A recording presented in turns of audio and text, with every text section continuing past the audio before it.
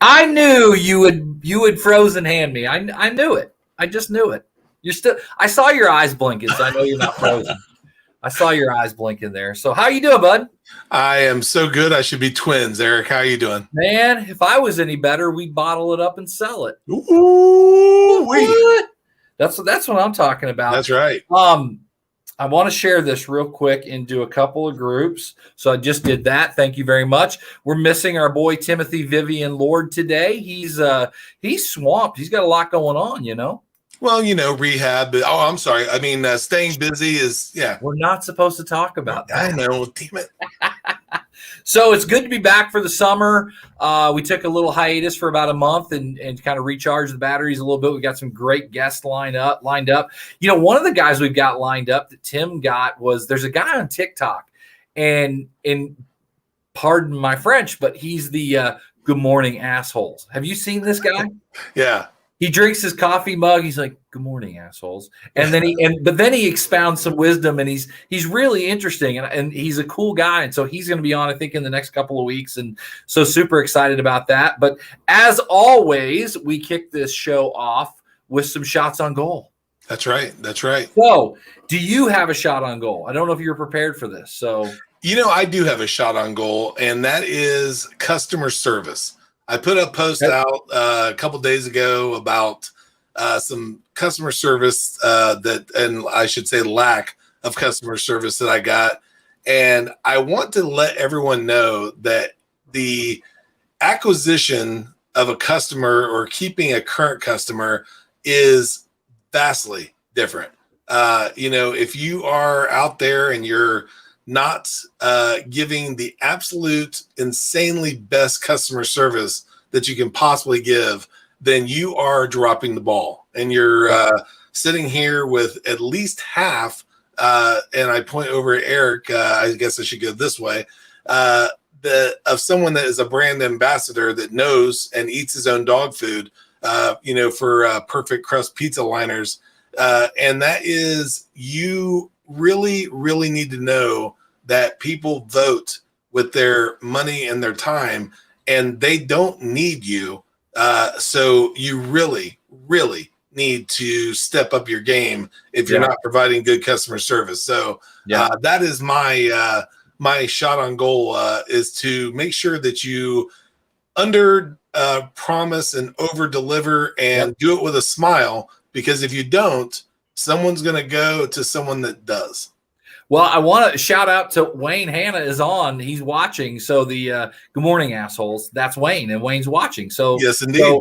So hello, Wayne. Hopefully the show is up to snuff without Tim on it today. We'll see. I want to mention what you just talked about, customer service. I'm always amazed living in the restaurant space like I do that people say, give good customer service. Well, my idea of good customer service is different than your idea of good customer service. And it's still something that needs to be trained at the restaurant level or trained at the customer service level. And it starts at the top, and it's something that's badly missed. I've got a couple of shots on goal. Red Sox are still in first place, Tim. I feel like I have to keep coming back to like April when Tim said after the Red Sox lost 4 in a row, this is going to be the longest summer in the history of Red Sox baseball. They're up by a game and a half, second best record in the AL. So, Tim, suck it. There's that. Is Bitcoin finally dead? It's limping. It's been bad the last couple of weeks, and I'll put it out there. I bought some Dogecoin, right? I actually bought a little, and when it went up, I sold. Then it dropped down, and I bought a little bit, and so I played it 4 or 5 times, and I've done well 4 out of the 5, and so it's way, like, Dogecoin is way down, and that doesn't matter. I do want to another shot on goal. I also live in this restaurant space where restaurant operators get really hard hit by third-party delivery. And I know that's something that Court may talk about, Court Allam, our guest here in a few minutes. But third-party delivery also does your Walmart food delivery. So if you do a Walmart food delivery, it's coming via DoorDash or whatever, and the driver gets paid a tip or whatever it is. And hurt Walmart all you want, right? I'm good with that. But the local pizza operators, restaurant operators, it's a big cut for them out of their true food costs. So I love Walmart food delivery. I'm just going to say it. So it's cool. One of the other things I want to talk about just real quick, I actually have two things left, I live in Tulsa, and in the last couple of weeks, they announced a new electric vehicle maker called Canoe is coming to Tulsa. They're going to build a plant, employ 2,000 people. And it got me interested to look, and I started looking them up on the stock market. And for the life of me, I cannot remember I've started buying their stock, so I do own stock in this company now. But there are a lot of these small companies that are doing electric vehicles that are all $8 to $12 a share. And you know what? And you can't help but think, as much as maybe some of us don't like it, it's definitely the future. And some of these smaller car companies are either going to A, do really well, or B, get bought by somebody else. Ford, and I own shares of Ford as well. Ford just announced yesterday that they announced a big deal with the Postal Service, and they're going to be doing some electric vehicles for the Postal Service. And so it's just something that's been on my mind the last couple of weeks. Is this company called Canoe announced they're going to build a plant in Tulsa, and so I've started looking at it. And you look at some of these stocks, and you can't help but think that they're just going to shoot up. I just can't. So I've got that. The last thing I wanted to ask was I wanted to talk to you. You have noticeably in the last 2 to 3 weeks, you're going live a lot. And so I wanted to ask you, number one, why? And number two, what results are you seeing from that? The why is because I believe that facts tell, stories sell. And if someone can see you on video, they get as real of a representation as they're going to. Yep. I'm no Brad Pitt. Clearly. So, when you see this, you know that this is the real thing. So, and I think that, although you can kind of put out your best day online, anyone that deals with me knows that whether they get me in print, video, audio, whatever, they're getting this, they're getting the Wes Wyatt show, regardless if you like it, great. If you don't, bounce. But, I think that the video is the absolute best way to do that. To answer your question, I'm getting great results. I have people saying, what are you doing? Why are you doing it? Same thing you're doing. And most importantly, and the main reason I'm doing it, how do you do it? So if I'm going and telling them, that this is the, epicenter, and this is how I do it, and this is why I do it, and showing the ifs, ands, or buts about it. Yeah. It's a way for me to say, you can go this route is, the way I started. Then you can add a tripod, and then you can do this, and then you can do that, and eventually, get up to the epicenter of what I have. And by the way, Tony Robbins has a room that's full of monitors and people doing it behind the scenes and everything else. So there's always someone that's going to one up you and have a better one. But at the end of the day, you have to get started. And that's where people are saying, hey, what do you do? Normally on this show, you don't see me. I'm behind the scenes, so. Which is the best place for you usually. Well, unless, of course, you have an infestation at your house, in which case bring this on and no more bugs or rodents. You mentioned the audio, the video. I prefer the audio, Wes. Just saying. Well, and so do the ladies, so it's okay. It's all right. It's perfectly okay. All right. The good thing is, though, is our guest is waiting in the background. Yep. He's a much handsomer version of a bald man than me. So why don't I go ahead and bring him on? Yeah, let's get Court on here. Let's get rolling. Thanks, Wes. Yes, indeed. Have a great one, guys. All right. Welcome. What is up, Eric? How are you? I'm good. How are you? I am good, sir. I am excited to have you on today. We were talking before we got started about, hey, how did we meet each other? And I'll tell you how it was. You'd mentioned Will Walker from Old Shawnee Pizza in Kansas City. Yep. When COVID hit, you had started this KC Eats or whatever that was, and he invited me to that Facebook group, which I don't even really know why he invited me to that. But at the same time, you know what? I joined and I learned a lot, and you brought some wicked value, and so I'm excited to have you on, and I've got a whole load of questions for you. But first thing I want to do, by the way, shout out to your son Brady. who's Yep. upstairs watching He's right upstairs now. watching. He's excited. He was like, he saw the graphic with my face on it. He was like, "You're like a big deal." And I was like, Yeah, "I you don't know are. about that, but You like, are. you didn't know that beforehand. You should have known I was a big deal." But Yep. anyway. Well, I want to kind of dive right into this. The first question I wanted to ask you is, I want to talk about text and email marketing. Do you have a preference either way? And what do you think? And what do you think is the future? I think the future is probably text, but what's your thoughts on that? Well, all of the above. We do a lot of, it's building a database and it's having relationships with your customers where they are on their phones. And so, when you mentioned when COVID hit a year ago, people were reaching out to me and they were like, what do we do? How do we talk to our people? And I said, well, do you have a customer database? Do you have emails, phone numbers? And they're like, no, we have nothing. Yep. And all these people were having $100 days because they had no way of talking. Yep. Restaurants I work with, the number one thing we do is help them build a database and then drive them in with offers. So when COVID hit, we could send out a blast of 10,000 people and say, take and bake pasta specials tonight, buy one, get one pizzas, or even we now have online ordering because a year ago, nobody had online ordering or very few people did. Right. And so let them know how do we order?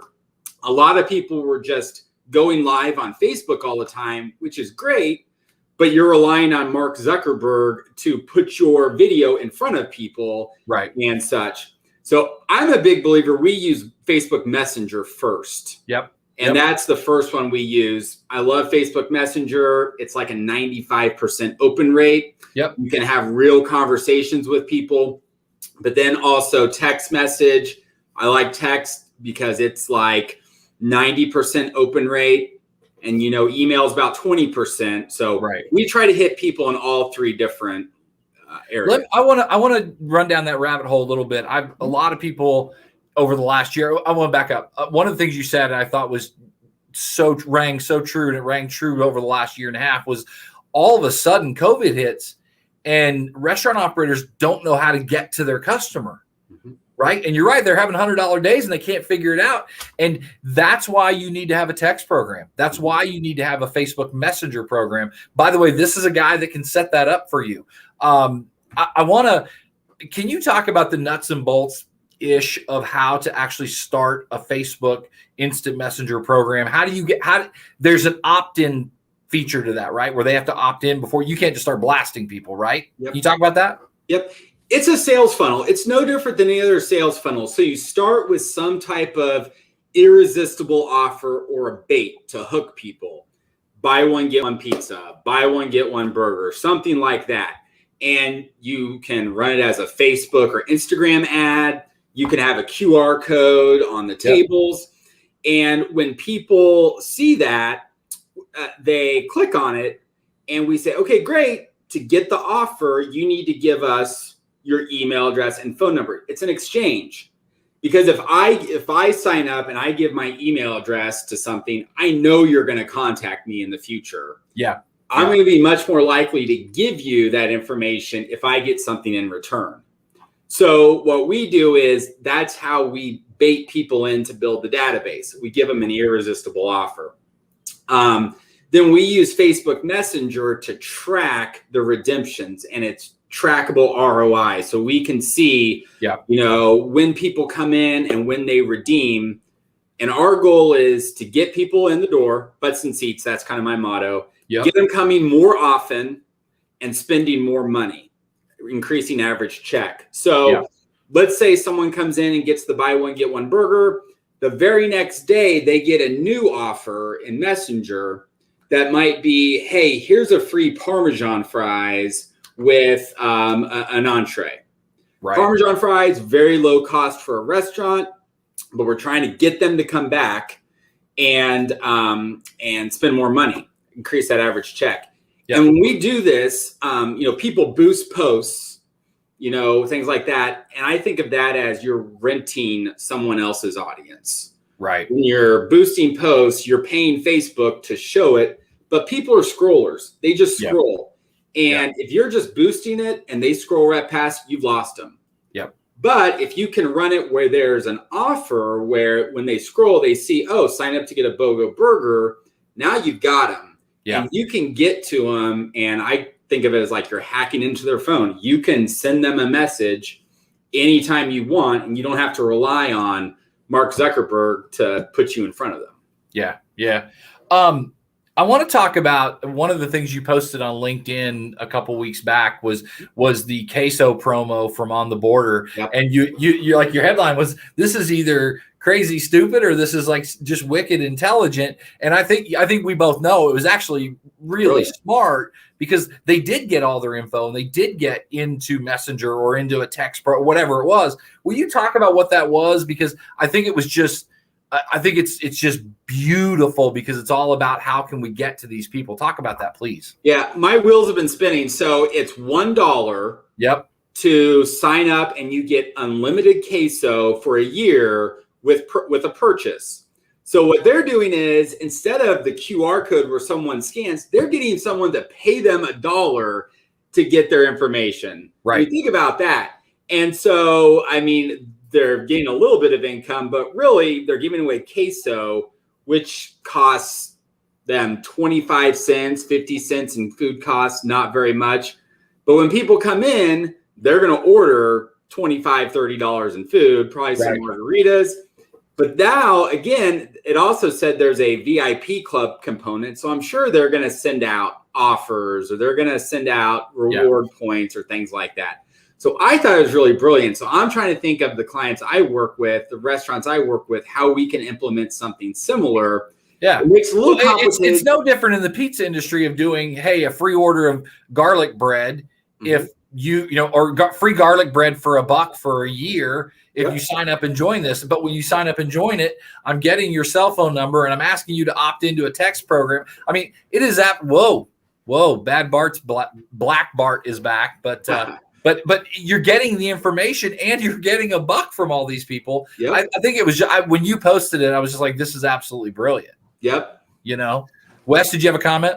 I did. I actually sent Court a message when he put that up, because back in my marketing days with some text messaging, there was a Mexican restaurant that did a very similar thing that he's talking about.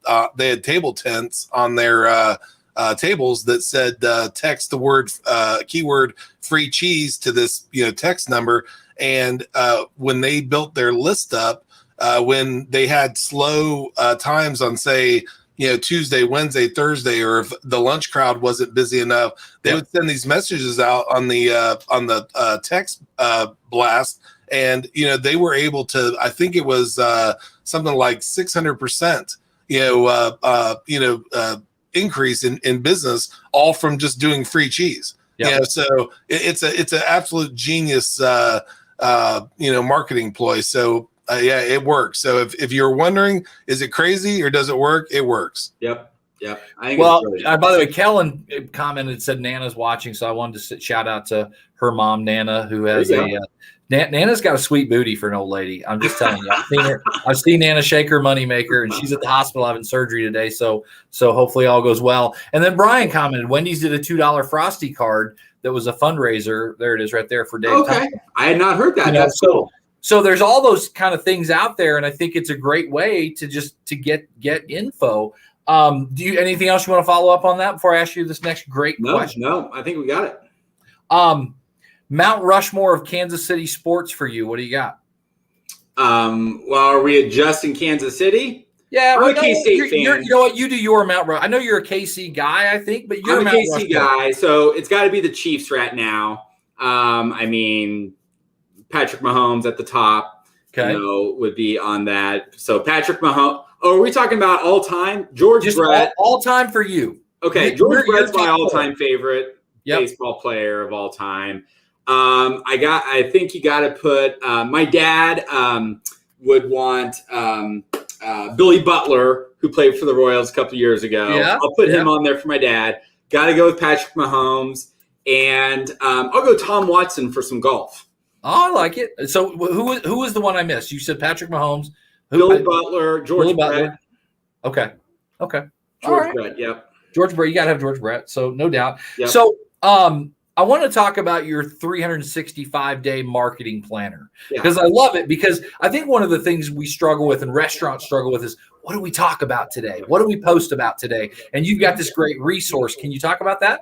Yeah. So, I work with restaurants and talk to restaurant owners, and they would say, what do we post? And really a lot of this came from with COVID. They're like, right, there's only so many times you can post a picture of your pizza, right? Yeah. Kind of gets old. So I talk about 3 P's. People want to see posts and videos about people. Yep. Okay. Your customers, the people working in your restaurant. So people, your product, which is your food or, your stuff, that's what most people do. And your process, like what does it look like to make the pizza, or, how do you make a drink? And so this kind of just inspired me to come up with, every day of the year, how can you use those 3 different P's for posts?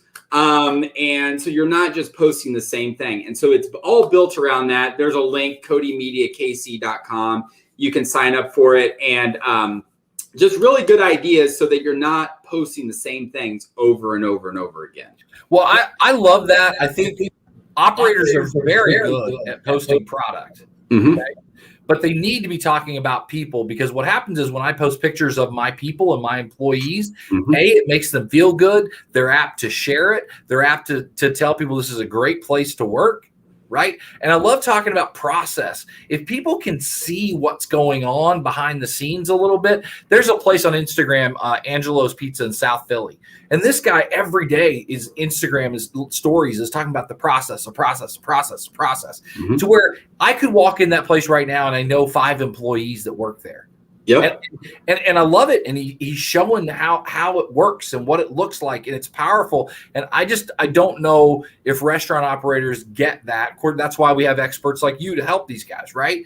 I wanted to ask you, somewhere between the year, let me make sure I get this right. Somewhere between the year of 2012 and 2017 on Instagram, you decided to go full bald and get rid of the hair, the crown you had going on. Can you tell what made that decision happen? What did that look like for you? Was there a day you just shaved it all off and you're like, what the hell did I just do? Please tell us about that, sir. So kind of 2 things. I coached college and high school football. And so when I was watching tape of our games, I could see myself on the sideline.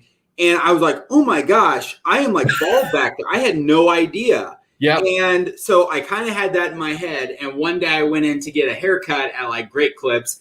And when I checked out, they gave me the Bald and Beautiful discount. And I was like, okay, I think that's the sign. I just need to accept it and just go on. And I think at the same time, Breaking Bad was kind of a show, and all right, White a little bit. And I was like, I'll just get rid of it. So, good answer. I wanted to ask you about restaurant operators that are not on TikTok or LinkedIn, and I think those are kind of fringe social media platforms for a lot of restaurant guys. What do you say about those 2? You're talking about the restaurant operator or the restaurant being both? Both. I always think you want to be on the networks where your people are hanging out, the people that you want to do business with. Yep. And so it's a little bit different for everybody. And so I always talk, I am a big believer in getting good at really good at one network first. Okay. Before you try to spread yourself thin. Because I've seen so many people say, okay, I'm going to do Facebook, Instagram, Twitter. I'm going to do all these different ones. So I always say, where are your customers hanging out? Yep. So for a bar and grill, it might be Facebook and Twitter, or I'm sorry, Facebook and Instagram. If it's maybe a younger place, a younger crowd, then yeah, TikTok might be your place if those are your people. Right. But folks my age, our ages, I don't know. I don't hang out on TikTok. Do you hang out on TikTok? I love TikTok. Okay. I do love TikTok. It's for me, like I use social media probably more for work than for entertainment. Yeah. But I want to back up just a smidge. There was 2 posts last week on two different groups that I'm in. One was talking about how awful TikTok is and your children should never be on it. It's from China and it's the death of the world. And I'll tell you, man, there are some wicked talented people on TikTok. Some crazy, wicked, talented kids making way more than you and me combined, dude, making TikTok videos. And so I'm kind of from the school of Gary Vee a little bit when we sit there and say, oh, social media is the devil and the phone's the devil. And you know what? If you think like 20 years from now, our kids are like all of a sudden not going to be on screens. Yep, that's just not happening. So when people say, well, my 10-year-old wants to be on Instagram, let them be on Instagram, but you join with them. Yeah. If your kid wants to be on TikTok, join with them, make videos with them. If parents, so on this other post, this person said, how do we talk? I don't know how to talk to my kid. Right. And I'm like, well, because you want to talk to your kid the way you interact. If you want to like have a great interaction with your kid, join TikTok and then send them a TikTok that you think's funny and go, this is hilarious. And watch the 10 come back to you the other way that they're like, Dad, this is awesome. Because they want to be communicated to the way they communicate, not the way you communicate. Let me say something on that. I got my son watching. He's gotten into, because YouTube is doing shorts now. Yep. Which is basically TikTok. Yep. But it's shorts. My son loves it, and he sends them to me, and they're great. There's really entertaining ones. And also, I watch YouTube with them, and there's a guy, Food Theory. Yeah. And have you heard of Food Theory? Yep. And we watched an interesting one the other day. It's like Doritos bags. Why are they so big? Yeah. Are they just trying to scam you? But really, like, he proved that they do that to protect the chips and everything. And so that's on YouTube. So kids are on those places. And so, I don't think social media is the devil. I think it's all about how we educate our kids about how to use it. And and like I said, if you're one of those parents that says, oh, well, TikTok is evil. It's not evil. Most of these people, when they say TikTok's evil, they've never even been on it. Yeah. You don't even know. And I will say this, because I'm a little amped up and I've had a lot of coffee today. If you're looking for evil and pornography and bad and dirty, you will find it on any social media. But if you're looking for positive and uplifting and family related stuff and how to be a great dad, you will find that too. Yeah. It's monitoring. You have to monitor. You have to see what they're watching and check their phones and things like that. So, I want to totally change the subject. Do you think print is dead? It's getting there. I mean, it's so much more cost effective to do digital. Right. Look at this. This is costing basically nothing. Right. Print. I know people, let's go example of flyers. I get Valpak, and people still get Valpak in the mail. Isn't that crazy? Yeah. And I talk to these restaurant owners and they're spending $300-400 to send out coupons. And I'm like, why don't you run some Facebook ads, get their information, and so now you can contact them, get them into your database. Yeah. So, I don't know if it's dead, but I think it's dying. Yeah. By the way, Rhonda Davis commented, TikTok can be super fun. There it is. I love TikTok, man. There are some talented people on there. And I can get lost in TikTok, right? I'd be like looking at it, that's 30 minutes and I'm on TikTok. And we have some pizza operators that I deal with. The first one that pops to mind is East Village Pizza in Manhattan. This guy has TikTok videos that have 4 and 5 million views on them. Yeah. And I'll say to Frank, now, does that equal sales? And he said, yes. He said he has people walking and go, I want this pizza. Okay. And so, so there it's real. And then Brian Monahan, Wes, throw up Brian's comment. If you play Beatles albums backwards, it has TikTok. Probably true. That's true. Very true. Yep. What are you insecure about? What am I insecure about? I don't know. Gosh, that's a tough one. I know. That's why I ask everybody that question. It is this is like vulnerable moment. I'm telling you. Every day I'm trying to get a little bit better, and I'm always with my business and everything. Well, you're like doing this on your legs. You're sweating right now. I know you got me nervous here. It's just every day I've got to be working for my clients and making sure that I'm getting them good results, and that what we're doing is making a difference. And I never really rest on my laurels with that. And so that's something that I'm insecure about. Who said don't cry, Court? That's Wes. Okay. I love asking that question, because you see a lot of high functioning people that are very good at what they do, and I put you in that category. A lot of those people, they're either one of two things. They're either just super hardwired to just go freaking kill it, right? Mm-hmm. Or they're super insecure about something that drives the heck out of them.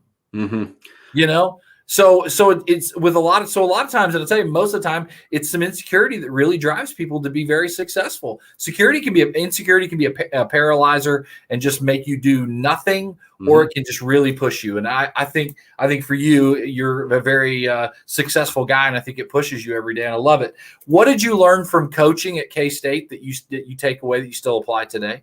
Hard work and the get a little bit better every day. That was Coach Snyder's mantra. Yep. Get a little bit better every single day. And so that's what I'm trying, every day. It's like, what can I learn? What can I do? And football was a little bit different back then. I mean, we had, 4-hour practices every day and meetings. I worked till 11 o'clock at night when I was coaching the team, and hard work, but getting a little bit better every day. Yeah. Yep. Shout out to my mom. She just said, hello, son. My mom just had knee replacement, and she's struggling right now because she's having to do like all the work with the machine. And I was telling somebody the other day, greatest day of my mom's life was when I came out of her vagina. So she probably thinks about that a lot. Can you talk about Facebook pixels? Oh yeah. What do you want to know? Just give me a broad overview for anybody that might watch this and how that works and what the benefit is. So the Facebook Pixel, it's a little bit of code that you can put on your website. And when anybody comes to your website, Facebook can capture that and know who they are. And it's really powerful for when you run retargeting ads. So what you can do is you can set up Facebook ads, and you can say, I want you to show this ad to anybody that's visited my online ordering page. Yep. And so then we'll have an ad that's all about, hey, go to your online ordering page. Or catering. And, if you could target people who have weddings or anniversaries or things like that. And anybody who's checked you out about catering, you can retarget that. Are you going to ask about the iOS update? No. Okay. Because that's changed. Hey, can you talk about the iOS update? Well, I don't want to get too far in the weeds, but I think the Pixel is going to lose a lot of importance now. Oh, really? Apple, with their privacy, you have to opt in Facebook to on iPhones to say that they can track you. Okay. And like 95% of all people are saying no to that. Well, what that's doing is it's really limiting Facebook on how they can track you with that Pixel. Interesting. Okay. So what we're seeing is Facebook costs for restaurants. It's not that big a deal. It's really not. It's more for e-com. If you're selling products or things like that, you can't track people as much and then retarget them. That's the easy explanation. Gotcha. 4th of July is about 10 days away. Mm-hmm. Right. And I know that's something you're probably already talking to your clients about what are we going to do? It's kind of a weird, like 4th of July falls on Sunday. Mm-hmm. People are probably going to be out of work on Monday. It's kind of a wonky, weird holiday weekend as far as for the restaurant industry. It's super slow. 4th of July is super slow because everybody's grilling at home. But what kind of message are you talking? If I've got Eric's Pizza, what kind of message are you telling me to be putting out right now for 4th of July? Well, right now you need to be talking about what you're going to be doing. I know some of the restaurants I work with, they shut down a little early because people are grilling and people are going to the fireworks. Yeah. So let people know about your hours. It is on a Sunday. So I think you can make a whole weekend of it. One idea that I put out in one of my YouTube videos was do like a grill and games thing where out in your parking lot, you could grill for the kids, grill hot dogs, brats, burgers, or whatever, sell it, but also have like cornhole and do some things Yep. where you can make it kind of a fun event. If you are in I live close to where they shoot off the fireworks here in town, and there's a couple of restaurants, and they get super packed. People go at like 3:00 because they sit there and eat and drink until reserve their spot. Place to watch the fireworks. Yeah. So if you're in a viewing area, you'll want to let people know about that. Hey, come get your seat early, and be ready to watch the fireworks. Yep. Love it. If you could only use one social media platform for the next 5 years, what would it be? Facebook. I knew you'd say that. I figured. Or YouTube. Facebook or YouTube. Yeah. All right. I've got one last question for you. One of the things you talked about in the last couple of months, I think, is you talked about 3 giveaway ideas. Mm-hmm. And can you kind of high level talk about that? Yeah. So with giveaways, most people that want to do social media giveaways, they make them way too complicated. Right. So it's like, okay, you have to share this post. You have to tag somebody. You have to go like us on Facebook and Instagram. You have to do all these million things. Yep. People are lazy. I would not do all those things. Right. Like, people want to do something that's super simple, super easy.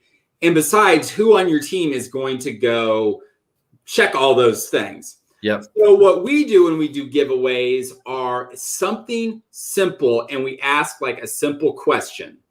And it's something like, what's your favorite pizza topping? Yep. Okay. What's your favorite summer drink?